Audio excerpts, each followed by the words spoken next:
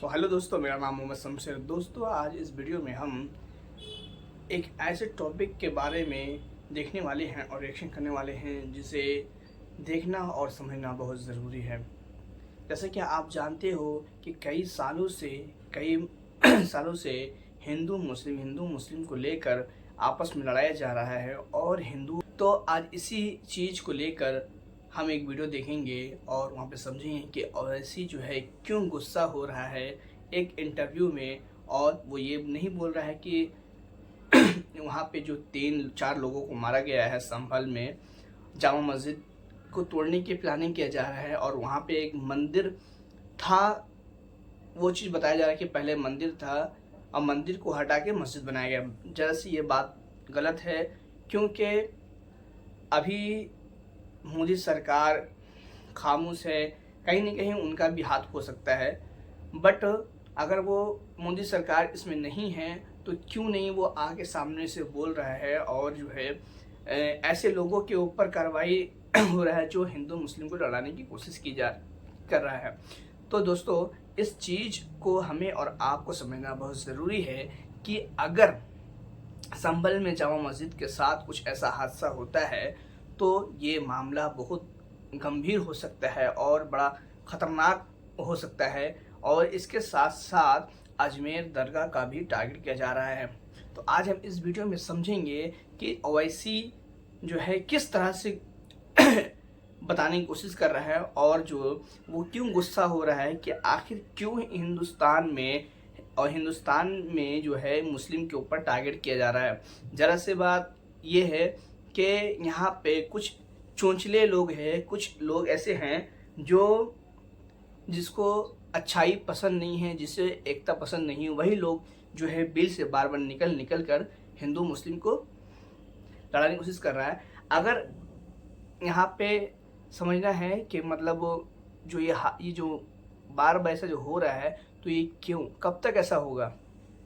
अगर ऐसा ही होता रहा तो एक वक्त ऐसा आएगा कि हिंदुस्तान में बहुत ही भयानक और बहुत ही ख़तरनाक युद्ध हो सकता है, झगड़ा हो सकता है, जहाँ पे एक दूसरे का मारने के ऊपर भी आ सकते हैं। एक दूसरे के ऊपर मारने के ऊपर ऑलरेडी मारामारी हो रहा है, ऑलरेडी लोग मुसलमानों को टारगेट किया जा रहा है। पर ऐसा ना हो जाए कि जब अगर मुसलमान जाग गया तो फिर कुछ बड़ा हो जाए। तो हम दुआ करेंगे कि ऐसा ना हो और ये मामला को जल्द से जल्द चाप लिया जाए, इस मामलों को जल्दी से जल्दी ठंडा कर लिया जाए। ये मोदी सरकार ही कर सकता है। तो हम उनसे विनती करते हैं कि इस तरह से जो मामला सामने आ रहा है उसे रोका जाए और इंसानियत और एकता का सोच पैदा किया जाए और साथ में मिलकर इस दुनिया में रहना। अरे 2 दिन की ज़िंदगी है, हमें चाहिए कि मिलकर रहें। तो चलिए ज़्यादा टाइम स्पेंड नहीं करते हुए हम वीडियो के आगे बढ़ते हैं और देखते हैं और समझते हैं। उसके बाद उसके बाद अपना राय रखेंगे। और आप लोगों को अगर पसंद आया है वीडियो, अगर पसंद आता है तो लाइक करें, सब्सक्राइब करें और हमारे चैनल को सपोर्ट करें, जिससे आने वाले समय में आपके लिए अच्छा से अच्छा वीडियो बनाने की हम कोशिश करेंगे। चलिए मिलते हैं।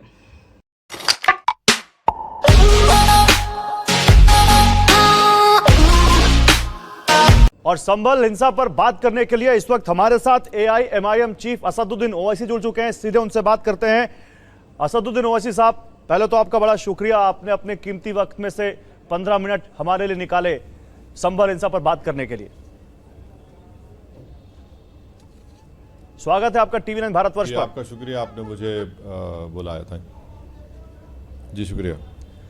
ओवैसी साहब, सबसे पहले तो संभल हिंसा पर आपका व्यू क्या है? ये मामला बहुत बढ़ चुका है, 4 लोगों की मौत हो चुकी है, कई सारे लोगों पर FIR हो चुकी है, आप इसको कैसे देखते हैं? एक 17 साल का बच्चा था। नहीं, मैं तो इसको इस तरह से देखता हूं कि ये यूपी गवर्नमेंट बीजेपी की सरकार की तरफ से ये पूरा मंसूबा बनाया गया और उन्हीं के इस नापाक मंसूबे की वजह से आज संभल जल रहा है। और बड़ी अफसोसनाक बात यह है कि लोकल कोर्ट में एक केस डाला जाता है। देखिए, ये जो चंदोसी की जो जामा मस्जिद है, आज़ादी से पहले भी इस तरह के 2 केस डाले गए थे। तो वो केस हार गए जो भी डालने वाले थे। मुल्क को आज़ाद होकर 75 साल हो रहे हैं, संविधान हमने अपने आप को दिया, और 75वें साल में कोई आकर ये कहता है कि नहीं ये मस्जिद नहीं है, ये किसी और जगह पर इसको मस्जिद को बना दिया गया है। और अफसोसनाक बात यह है कि एक ही दिन में कोर्ट बग़ैर किसी को सुने, ठीक है वो उसमें कोर्ट के पास इख्तियार है, मगर कोर्ट को ये चाहिए था कि वो उस मस्जिद कमेटी को बुलाते, उनको मौका देते। भाई 75 साल में कोई चीज़ नहीं बदली वहाँ पर, और अचानक ये लोग बोल रहे हैं कि नहीं वो मस्जिद नहीं है, और बग़ैर उनको सुने आप ऑर्डर देते हैं 4 बजे, और फिर शाम में 6:30 बजे वो सर्वे हो जाता है। अच्छा सर्वे हो गया, फिर दूसरा सर्वे कैसे होता है बताइए बगैर कोर्ट के ऑर्डर के? इस तमाम जो संभल में गड़बड़ हुई है इसका जिम्मेदार लोकली तौर पर एक तो सरकार है, दूसरा वहां के एसडीएम और वहां के सीओ है। और इसी वजह से आज संभल में बीजेपी के इस नापाक मंसूबे को जो वहां पर हुआ और वहां के सीईओ और एसडीएम की वजह से वहां पर 4 या 5 लोगों की जानें चले गई, गरीब बच्चों। इसमें तो 17 साल का कैफ बच्चा भी है। एफआईआर में 10 साल की उम्र के बच्चों का नाम लिख दिया गया है। तो ये तो सरासर जुल्म नहीं है, तो क्या बोलेंगे इसको आप? नहीं, लेकिन आप जिसको बीजेपी सरकार की जिम्मेदारी बता रहे हैं, यूपी सरकार की जिम्मेदारी बता रहे हैं, प्रशासन की जिम्मेदारी बता रहे हैं, वही बीजेपी ये कह रही है कि जब सर्वेक्षण का आदेश कोर्ट ने दिया, हालांकि आप कह रहे हैं कि कोर्ट में भी बहुत कुछ सही नहीं गया, लेकिन अब कोर्ट के जरिए, संविधान के जरिए ही देश चलेगा। वो बीजेपी ये कह रही है कि कोर्ट ने जब सर्वेक्षण का आदेश दिया तो भीड़ को किसने ये अधिकार दिया कि कोर्ट के आदेश पर हो रहे काम में बाधा डाले, रोके, उसको वहां पर हिंसा करे?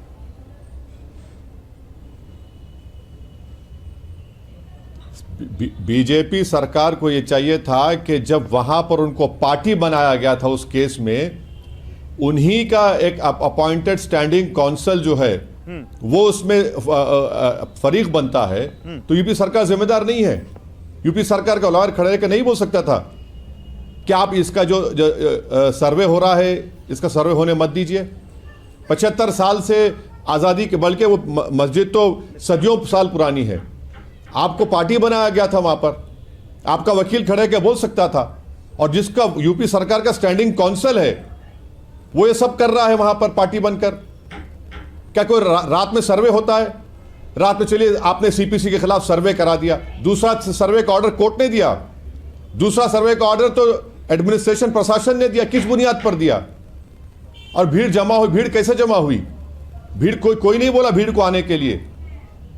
जब वहां पर एसडीएम साहिबा ने कहा कि हाउस से पानी निकालो, जबकि लोग बोल रहे कि पानी निकालने की जरूरत ही नहीं है, पानी निकालने की जो अफवाह पहली बाहर लोग समझे कि वहां पर खुदाई हो रही है, और उसके बाद फायरिंग चलती है, और फायरिंग में 5 लोगों की मौत हो जाती है, और गवर्नमेंट बोलती है कि नहीं हमने नहीं मारा। फिर किसने मारा? फिर क्या कोई अजीनात उड़कर आए कि जमीन से निकल कर आकर गोली मारकर चले गए वो लोग? क्या हो रहा है? आपने तो ये फायरिंग नहीं बल्कि मर्डर है ये। फौरन उन तमाम पुलिस के ऑफिसर्स को उनको सस्पेंड करना चाहिए और एक सिटिंग हाईकोर्ट जज से इंक्वायरी होनी चाहिए। उसमें 2 सवाल क्या करना चाह रहे हैं आप इस देश के लिए? क्या करेंगे आप? उसमें 2 सवाल हैं, उसमें भी पुलिस की तरफ से 2 सवाल हैं। पहला ये सवाल है कि पुलिस की भूमिका पर आप सवाल उठा रहे हैं, ये जांच का विषय हो सकता है, लेकिन जिन लोगों को, जिन प्रदर्शनकारियों को हिरासत में लिया गया, कमिश्नर के मुताबिक उनके घरों से हथियार मिले, कमिश्नर के मुताबिक उनके घर से ऐसी चीजें मिली हैं जो हिंसा फैलाती हैं। तो फिर ये कौन से शांतिपूर्ण प्रदर्शनकारी थे, या ये कौन लोग थे जो वहां पर हथियार रखे हुए थे अपने घर में, ताकि सर्वे हो तो उसके बाद हिंसा हो, हिंसा करने का मौका मिल सके? सर मैं आपको ऐसे कई केसेस की मिसाल दूंगा जहां पर मुसलमानों को पोटा में पकड़ा गया था कि हथियार मिला, कोर्ट ने कह दिया कि झूठ साबित हुआ। वो किसको भरोसा करेंगे आप? कैसे बोलेंगे हथियार निकला वहां से? और हथियार निकला तो एक दूसरे को मार लेंगे वो लोग। जो 5 लोगों की मौत हुई है वो एक दूसरे को मार लिया अपने आप को। कौन मारा उनको बताइए? नहीं तो पुलिस के वीडियो से फायरिंग के असदुद्दीन ओवैसी जी, मैजिस्ट्रेट, सारी दुनिया देख रही है। मैजिस्ट्रेट ये कह रहे हैं कि उसमें से 3 लोगों की मौत में 2 लोगों की मौत कंट्री मेड पिस्टल से हुई। वो ये भी कह रहे हैं आपस में मारा है क्या? तो आप ये कह रहे हैं कि कंट्री मेड हथियार जो है, कट्टा जिसको कहते हैं, वो मैन इन यूनिफॉर्म के पास नहीं रहता है क्या? कौन प्रूफ करेगा इसको? कैसा बोल रहे हैं कि पुलिस इस्तेमाल नहीं करे? वीडियोस है ना। और फिर आप किस तरह पुलिस अनाउंस कर रही है कि अपने नेताओं पर भरोसा मत। कहां का नेता, कौन नेता था वहां पर? आपको सर्वे करने की इतनी जल्दी क्यों थी रात में? चलिए आपने रात में सर्वे कर लिया, दूसरा सर्वे आपने क्यों ऑर्डर किया फिर सुबह? किस लिए ऑर्डर किया सर्वे? जब वहां के मस्जिद कमेटी के प्रेसिडेंट अध्यक्ष कह रहे हैं कि मुझे ऑब्जेक्शन है सर्वे के ऊपर, कोर्ट का नहीं है, तो एसडीएम साहिबा बोलती कि नहीं, कागज खींच ले उनके हाथ से। हमको भी तकलीफ है कि लोग उसमें, एक तो 5 बच्चों की मौत हो गई, कई लोग जख्मी हुए, मगर आखिर ऐसा क्या कयामत आने वाली थी कि आपको शाम में ही 6 बजे सर्वे करना था? ऐसा कौन सा दुनिया में एटम बम गिरने वाला था कि आपको सुबह जाके दूसरा सर्वे करना था बगैर कोर्ट के परमिशन के? उसका भी एक जवाब आया है ओवैसी साहब, उस पर भी आपका रिएक्शन चाहूंगा। वो ये कह रहे हैं कि सुबह के समय सर्वेक्षण की योजना इसलिए बनाई ताकि नमाज में व्यवधान ना हो। आमतौर पर नमाज शुरू हो जाती है, उसके बाद दोपहर में काफी लोग आते हैं। सर, पहला सर्वे जो कोर्ट के ऑर्डर पे हुआ, जो मेरा मानना है कि कोर्ट का ऑर्डर गलत था, ठीक है, कोर्ट ने दिया। आपने शाम में सर्वे कर लिया। दूसरा सर्वे आपको कौन सा कोर्ट ने ऑर्डर दिया बताइए? एक लीगल मैगजिम है कि जस्टिस हरीड, क्या है? Justice hurried is justice buried. दूसरा ऑर्डर कैसे दिया? और आप हाउस का पानी क्यों खुला दिया आप? और वो जो हाउस का पानी निकला, पूरे संभल में अफवाह फैल गई कि खुदाई हो रही है। भाई, आजादी से पहले 2 केस हार चुके हैं। संविधान हमने 1950 को अपने आप को दिया। अब कल हम संविधान के 75 साल मनाने जा रहे हैं। 75 साल के बाद संविधान मिलने के बाद आपको अब ख्याल आया? वो तो अब क्या होने वाला है? उनका याचिकाकर्ताओं का क्या जल्दी थी? याचिकाकर्ताओं का दावा है कि बाबरनामा और आईने अकबरी किताब में इस बात का उल्लेख है कि जिस जगह पर आज वो जामा मस्जिद है वो कभी हरिहर मंदिर हुआ करता था। और उन्होंने ये भी दावा किया है कि मंदिर को मुगल बादशाह बाबर ने 1529 में ध्वस्त कराया था और फिर वहां पर मस्जिद बनवाई थी। सबसे पहली बात यह कि भाड़ में जाए बाबरनामा, उसको बैतुल खला में डालने की जरूरत है। नहीं मानता मैं उसको। मैं क्या मानता हूं? प्लेसेस ऑफ वर्शिप एक्ट 1992, जिसको भारत की पार्लियामेंट ने बनाया, कानून बनाया। सेक्शन 3 क्या कहता है बताइए आप? क्या कहता है सेक्शन 3? सेक्शन 3 क्या कहता है? यानी इसका मतलब यह है कि आप बाबरनामा का जिक्र कर रहे हैं और फिर आप अपने बिलीफ्स का भी जिक्र कर रहे हो उसमें। नहीं तो 1526 की बात आप 2024 में करेंगे। एक बात सुन लीजिए, अगर मैं दिल्ली में किसी भी घर में खुदवाई करूं और अगर मैं 2000 फीट चले जाऊं, कुछ ना कुछ मिलेगा। कहां रुकेंगे बात आप? कल बौद्ध मजहब वाले बोलेंगे, कल जैन वाले बोलेंगे। आजादी मिलने के बाद हमने अपने आप को संविधान दिया और संविधान मिलने के 75 साल में आपने कुछ नहीं किया। अचानक आप एक कोर्ट का केस डालते हैं और शाम में कोर्ट ऑर्डर दे देता है और लोकल मस्जिद कमेटी को कोई इंफॉर्मेशन नहीं। ऑर्डर लेकर कोर्ट के सर्वे साहब पहुंच जाते हैं। ठीक है, आपने रात में सर्वे कर दिया। जिस प्लेसेस ऑफ वर्शिप एक्ट का जिक्र आप कर रहे हैं, जस्टिस बरीड, ये सारी दुनिया मानती है। अच्छा, दूसरा सर्वे का ऑर्डर किसने दिया बताइए? दूसरा अच्छा, जो सर्वे करने जा रहे हैं आप प्रोवोकेटिव स्लोगन्स लगा रहे हैं। प्रोवोकेटिव स्लोगन्स क्यों लगा रहे हैं आप? जब आप प्रोवोकेटिव स्लोगन्स लगा रहे हैं और बोल रहे कट्टे से, अरे कट्टे से मारना था तो किसी और को मारते, अपने आप को कोई मार लेगा कट्टे से? बताइए आप। नहीं, लेकिन इतनी कहानियां और झूठ बनाएंगे। नहीं, जिस प्लेसेस 5 लोग मर गए, उसमें 17 साल का बच्चा भी शामिल है। कभी उनके घर में जाकर देखिए क्या बात हो रहा है उनके घर में। जिस 90 प्लेसेस ऑफ वर्शिप एक्ट 1991 का हवाला आप दे रहे हैं, पिटिशनर ये कह रहे हैं क्योंकि ये प्रॉपर्टी एएसआई प्रोटेक्टेड है और वो हवाला दे रहे हैं ancient and monuments and archaeological sites and remains act 1958 का, जिसके अंडर प्रोटेक्टेड प्रॉपर्टीज उस प्लेसेस ऑफ वर्शिप एक्ट 1991 से बार्ड है, उसमें नहीं आती। वो यही तो हवाला दे रहे हैं। वो सुनिए, वो पागल है, बेवकूफ है। सेक्शन 3 पढ़िए, आपके सामने 91 एक्ट है तो सेक्शन 3 पढ़िए। आप उसका कैरेक्टर चेंज कर ही नहीं सकते। जो 1947 15 अगस्त को मस्जिद थी, मंदिर थी, दरगाह थी, गिरजाघर था, गुरुद्वारा था। सेक्शन 4 ये बोलता है कि अगर किसी प्लेस ऑफ वर्शिप में इबादत करने से वो कमजोर हो जाती है तो उसको रोका जा सकता है। आप उस मस्जिद को किसी और प्लेस ऑफ वर्शिप में तब्दील नहीं कर सकते, ये सेक्शन 3 कहता है। और उसमें क्या लिखा है आप उसमें पढ़िए, आप उनके उसमें प्रेयर में कि आम आदमी को जाने की इजाजत दी जाए। एएसआई प्रोटेक्टेड मॉन्यूमेंट की स्कीम होती है और एएसआई मालिक नहीं होता है, मालिक वो वक्फ कमेटी है, वो मैनेजिंग कमेटी है मालिक उसकी। एएसआई का मामला इतना ही होता है कि उसका जो आर्किटेक्चर है, उसका जो ओरिजिनल जो स्ट्रक्चर है, उसमें कोई तब्दीली लाई नहीं जाए। और आप बोल रहे हैं कि एएसआई मालिक बन जाता, क्या कह रहे हैं ये लोग? अरे जाहिल वो होंगे, हम जाहिल नहीं, हम जानते हैं कानून को। तो फिर अगर आप 3 पढ़ लीजिए आप। अगर आप कानून की बात कर रहे हैं, यहां पर कानून के साथ साथ पॉलिटिक्स भी बहुत ज्यादा हो रही है। असदुद्दीन ओवैसी साहब, अखिलेश यादव कह रहे हैं क्योंकि बाई इलेक्शन में यूपी में खूब धांधली हुई और इसका जिम्मा वो यूपी सरकार पर डालते हैं। वो कह रहे हैं, अखिलेश यादव का दावा है कि उपचुनाव में यूपी सरकार ने धांधली कराई और उसको दबाने के लिए जानबूझकर संभल में घटना कराई गई है। आप मानते हैं इस बात को? मैं उस पार्टी का स्पोक्स पर्सन नहीं हूं, मैं कुछ नहीं बोलूंगा। ओके। मैं उस पार्टी को अपोज करता था और करता रहूंगा। ये उनके पार्टी के किसी स्पोक्स पर्सन को बिठाकर आप पूछ लीजिए।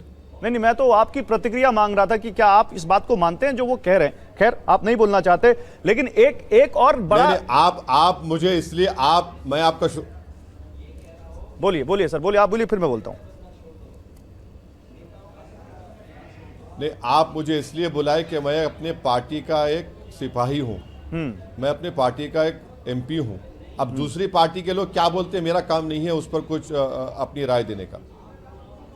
लेकिन इस घटना के बाद एक बहुत बड़ा दावा किया गया असद जी, आपने बीजेपी को कटघरे में खड़ा किया। बीजेपी के फायर ब्रांड नेता हैं गिरिराज सिंह, उन्होंने कहा संभल की घटना लोकतंत्र पर धब्बा है। वो वहां लोकल लीडर्स पर कह रहे हैं हत्या का मुकदमा होना चाहिए और वो ये कह रहे हैं कि ये लोग ऐसा कर रहे हैं जैसे बंटवारे के बाद पाकिस्तान और फिर बांग्लादेश में हुआ हो। भारत की पहचान खतरे में है। वो यहां तक इतनी बड़ी बात कह दी उन्होंने। अरे भाई साहब, 7 साल से सरकार बीजेपी की है, मुख्यमंत्री आपका, एमपीज आपके हैं, और आपकी सरकार में कैसे होता है जी? आपका अपॉइंटेड स्टैंडिंग काउंसिल जाता है, उसमें पार्टी बनता है, उसमें यूपी सरकार का अपॉइंटेड स्टैंडिंग काउंसिल। सर्वे का आप बताइए, कोई प्रिंसिपल्स ऑफ नेचुरल जस्टिस है या नहीं कि मैं कल आपके खिलाफ का ऑर्डर ला लूं? ठीक है, सीपीसी में प्रोविजन है। ऐसी क्या क़यामत आने वाली थी कि उसी दिन जाते हैं, उसी दिन कोर्ट का ऑर्डर आता है और 1.5 घंटे के अंदर आप सर्वे कर लेते हैं। दूसरा सर्वे का कोर्ट के जरिए था, नहीं था वो। इसमें पूरा प्रोब होना चाहिए, इंक्वायरी होनी चाहिए वहां की एसडीएम और वहां के सीओ के रोल के बारे में कि आखिर उन्होंने इस तरह के माहौल को पैदा करने में उन्होंने क्या क्या किया वहां पर और क्यों किया, ये प्रोब होनी चाहिए। आखिर क्यों वो उस मस्जिद, जामा मस्जिद के हाउस को आपने पानी को क्यों खाली करवाया? कौन सी क़यामत आने वाली थी आपके पास? आपने वहां की पीस कमेटी को इन्वॉल्व नहीं किया। जब वहां के कमेटी के उस मस्जिद के सदर ने, प्रेसिडेंट अध्यक्ष ने लिख कर दिया कि मुझे ऑब्जेक्शन है सेकंड सर्वे पर, तो वहां उनका कहना है मीडिया को कि उनके हाथ से कागज छीन लिया गया, एसडीएम ने कागज छीन लिया। नहीं, लेकिन जिस बात का आप जिक्र कर रहे हैं, आप बीजेपी को कटघरे में खड़ा कर रहे हैं। संघ प्रमुख मोहन भागवत का तो खुद बयान आया था ज्ञानवापी के बाद कि भाई हमें अब हर मस्जिद में शिवाला नहीं ढूंढना चाहिए। उसके बावजूद ये घटनाएं बहुत तेजी से बढ़ी हैं। आपको क्या लगता है, रुक क्यों नहीं रही ऐसी घटनाएं? एक बात सुनिए, जब वो संघ मोहन भागवत कह रहे हैं, ये लोग संघ के मांगने वाले नहीं है जो कोर्ट को गए। बोलने का मौका देना चाहिए था। ये बीजेपी की सरकार संघ को नहीं मानती क्या? ये तमाम जो इनके इस सरकार के मातहत जो लोग काम करते हैं, वो संघ को नहीं मानते क्या? फिर क्यों हो रही है? 75 साल में, छोड़ दीजिए सन 47 से पहले क्या हुआ था, वहां तो केस हार गए 2 मरतबा। 1950 में संविधान हमने अपने आप को दिया 2024 तक आपने केस नहीं डाला और अचानक आपको बाबर याद आ गया। ये क्या है? ये आखिर कहां रुकेगा जाकर? ये इसीलिए कह रहा हूं कि बीजेपी की सरकार की ये पूरा मंसूबा उन्हीं का था, जिसको अमली जामेनामा पहनाने में बहुत बड़ा रोल सब्जेक्ट टू प्रोब, जो वहां के लोग कह रहे हैं कि सीईओ और एसडीएम का बहुत बड़ा रोल रहा उसमें। और हुआ क्या? 5 गरीब बच्चे मर गए, एक 17 साल का कैफ मर गया। नहीं, लेकिन अगर बीजेपी को आप इस तरह कटघरे में खड़ा कर रहे हैं तो बीजेपी का मकसद क्या हो सकता है? ना उत्तर प्रदेश में चुनाव है, ना देश में कोई चुनाव है, महाराष्ट्र और झारखंड का चुनाव भी हो गया, उसके बाद ये हिंसा हुई। तो बीजेपी ऐसा अगर चुनाव में ही फायदा लेना होता तो चुनाव से पहले कराती इसको, जो आप दावा कर रहे हैं। एक बात गौरव साहब, एक बात समझिए, बीजेपी जो सत्ता में आई है ना 2014 से लेकर अभी तक, बीजेपी से सत्ता में नहीं आई है। बीजेपी ये चाहती है कि भारत की हर चीज को, जो भारत की खूबसूरती है, उसकी डाइवर्सिटी है, उसका प्लुरलिज्म है, उसको बदला जाए। वही काम बीजेपी तो कर रही है। जो उनकी आइडियोलॉजी है आरएसएस की, जो गोलवालकर ने कहा, जो उनके तमाम सरसंघचालक ने कहा, उस आइडियोलॉजी को अमली जामेनामा पहना रही है बीजेपी। आप सही कह रहे हैं, कोई चुनाव तो नहीं है, मगर आइडियोलॉजी के तौर पर भारत को चेंज किया जा रहा है ना, अपने कंट्रोल में रखना। हर जगह पर आप चेंज करने की कोशिश कर रहे हैं। उत्तर प्रदेश में आपने कहा कि मदरसे बंद होने चाहिए, सुप्रीम कोर्ट ने कहा कि मदरसे बंद नहीं होंगे। नेशनल कमीशन फॉर चाइल्ड ने कहा कि मदरसों के बच्चों को निकाला जाए, सुप्रीम कोर्ट ने उस पर रोक लगा दी। क्या क्या नहीं किया जा रहा है वहां पर? सही। बुलडोजर आपने इस्तेमाल किया घर को तोड़ने के लिए, सुप्रीम कोर्ट ने गाइडलाइंस देना पड़ा उत्तर प्रदेश की सरकार खास तौर से के लिए कि आपको 15 दिन का टाइम देना पड़ेगा। कौन भूल जाएगा इलाहाबाद में कि पत्नी के नाम पर घर है, आपने पति को नोटिस देकर घर तोड़ दिया। ये तो सब चीजें हो रही ना, ये चुनाव से इसको मत जोड़िए। बीजेपी भारत में, भारत की सबसे बड़ी माइनॉरिटी मुसलमानों को यह एहसास दिलाना चाहती है कि तुम दूसरे दर्जे के शहरी हो। तो फिर मेरा अगला सवाल आपसे यही है कि इस तरह जो अभी हमने महाराष्ट्र चुनाव में भी देखा, जिस तरह की वहां पर हार्डकोर हिंदुत्व की लाइन ली गई, बटेंगे तो कटेंगे, वोट जिहाद वर्सेस वोट धर्म युद्ध, आपको लगता है कि वही लाइन है, उस तरह के नारों का भी असर है जो यहां संभल में भी देखने को मिला? सही। देखिए, बीजेपी, आरएसएस, विश्व हिंदू परिषद, बजरंग दल, जितने आरएसएस की आइडियोलॉजी के ऑर्गेनाइजेशंस हैं, उन सब का मानना यही है कि जहां जहां मस्जिदें हैं उनको कैसे हम हासिल कर सकते हैं। वक्फ बिल को जो लाया गया है वो भी इस कड़ी का एक हिस्सा है। दूसरा ये है, मैं पुकार कर कह रहा हूं, जब से बाबरी मस्जिद, राम मंदिर का जजमेंट आया, पब्लिकली ऑन रिकॉर्ड कहा हूं कि उस जजमेंट के बाद सुप्रीम कोर्ट के उस गलत फैसले की वजह से भारत में अब ऐसे कई इश्यूज खुल जाएंगे जहां पर संघ परिवार से ताल्लुक रखने वाली ऑर्गेनाइजेशंस ये दावा करेंगी कि यहां पर मस्जिद नहीं थी, और ऐसे कई मिसालें आप भी दे सकते, मैं भी दे सकता हूं। तो ये काम हो रहा है उस गलत जजमेंट की बुनियाद पर, जो आस्था की बुनियाद पर दिया गया था। और आज आप देख रहे हैं कि क्या तमाशा हो रहा है, संभल में हो या कहीं पर भी हो, अभी और बढ़ेगा, देखना आप, ये नहीं रुकने वाला है। मैं आखिरी सवाल आपसे लेना चाहता हूं। एक ही दिन में कोर्ट एग्जेम्पशन दे देता है कि नोटिस नहीं देने के, तो क्या बताइए क्या होगा फिर अब? ठीक है, मैं इस पर आखिरी सवाल आपसे लेना चाहता हूं, क्योंकि स्थानीय सांसद और स्थानीय विधायक के बेटे दोनों पर एफआईआर की गई है। क्या आपको लगता है कि अगर यहां जो प्रदर्शनकारी हैं उनको उकसाया ना गया होता, या वो इस तरह से भीड़ के रूप में ना आए होते, तो ये मामला, उनकी बात, जिस दूसरे सर्वे की बात आप कह रहे हैं, वो ज्यादा मजबूत होती? ये आनन फानन में या आवेग में आके भीड़ ने गलत फैसला ले लिया, गलत तरीके से विरोध किया, विरोध का तरीका कुछ और हो सकता था, हिंसा नहीं करनी चाहिए थी, क्या आपको लगता है?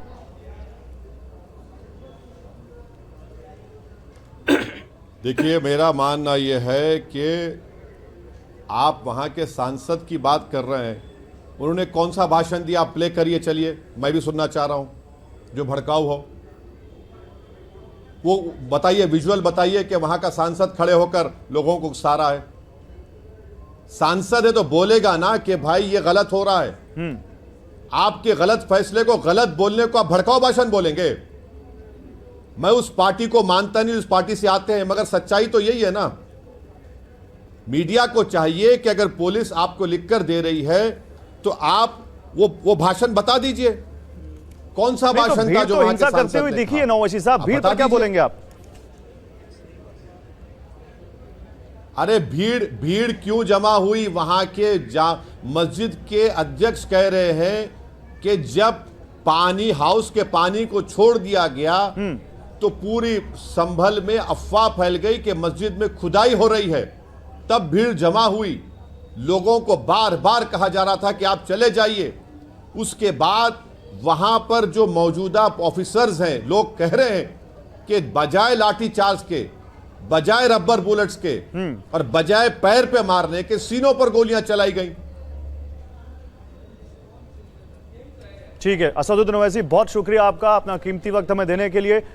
तो संभल का मामला बहुत बड़ा हो गया है और उस पर एआईएमआईएम चीफ असदुद्दीन ओवैसी साफ साफ कहते हुए कि दूसरा सर्वे क्यों किया गया, किस आदेश पर किया गया, और बीजेपी सरकार को, स्थानीय प्रशासन को कटघरे में खड़ा करते हुए। ये वीडियो को देखा है और हमारे जो है ओवैसी साहब ये बात सही बोल रहे हैं कि जब हर फैसले, हर केस में आप अगर किसी चीज़ का कंप्लेन रजिस्टर करवाते हैं, अगर आज करवाते हैं तो 1 महीना, 2 महीना, 3 महीना, 4 महीना, कभी कभी काफ़ी समय तक लग जाता है, 1 हफ्ते भी लग जाता है, इससे ज़्यादा भी लगता है। बट इस मामले में, संभल के इस जामा मस्जिद के मामले में शाम में इसका कंप्लेन, इसका केस दर्ज कराया जाता है और शाम में ही कोर्ट उसको इजाज़त दे देता है कि जाके आप सर्वे करो।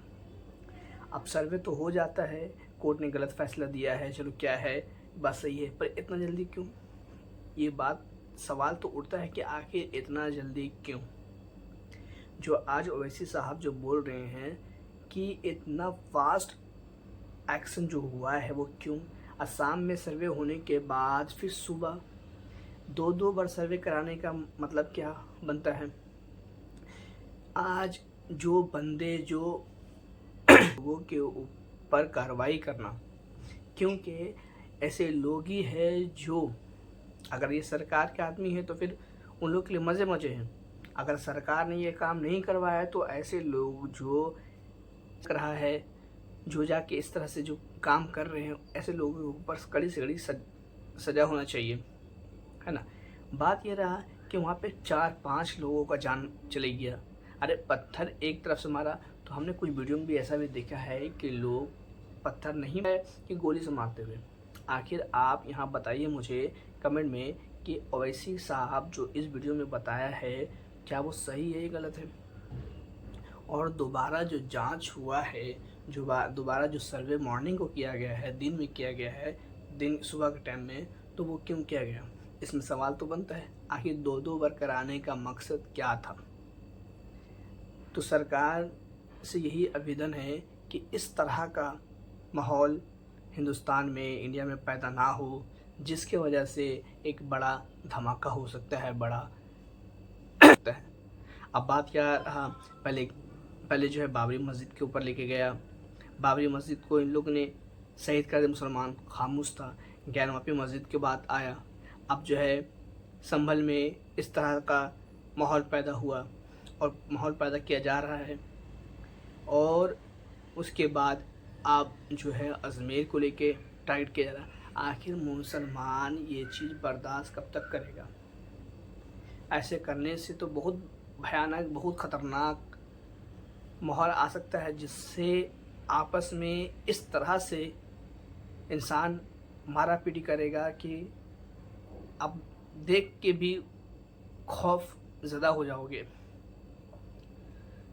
देखो भाई, हम तो यही बोलेंगे कि गवर्नमेंट, सरकार इस तरह से, लोग इस तरह से उंगली करेगा हमें और आपको आपस में लड़ाने के लिए, क्योंकि यहाँ पे उसके बच्चे लोग जो है नहीं मरेगा, मासूम गरीब वाले मर जाएंगे। अगर वहीं पर पुलिस वाले के बच्चे को मरता तो बात देखते, किसी सीईओ का बंदा मरता तो बात देखते, किसी एसडीएम का जो भी है, वो लोग तो नहीं होगा ना भाई। यहाँ तुम्हारे बच्चे, हमारे बच्चे, हम लोग का जान जाएगा।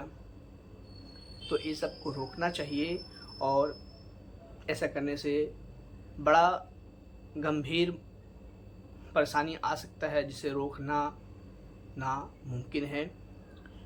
तो चलिए अपना कमेंट जो है राय में ज़रूर बताएं और इस वीडियो को शेयर करें कि आखिर ये क्यों, दोबारा क्यों, पहली बार किया है, दोबारा क्यों।